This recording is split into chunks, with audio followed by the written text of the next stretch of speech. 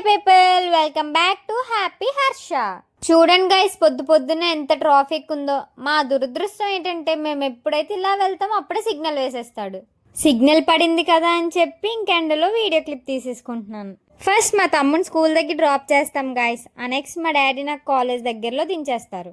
So అక్కడి నుంచి ఇంక నేను అలా నడుచుకుంటూ కాలేజ్కి వెళ్ళిపోతాను. కాలేజ్లో ప్రాంక్ చేద్దామని ప్లాన్ చేసాం గైస్. అదేంటంటే మీ అందరికీ తెలుసు కదా, సాల్ట్ ప్రాంక్. ఈ వీడియోస్ అన్ని బ్రేక్ టైంలో కానీ లంచ్ టైంలో కానీ క్యాప్చర్ చేసాను గైస్.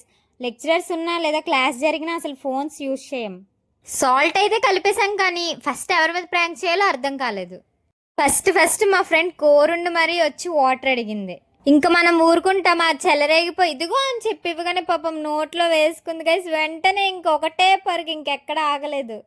ప్రాంక్ ఎలా ఉందో తన మాటల్లో తెలుసుకుందాం.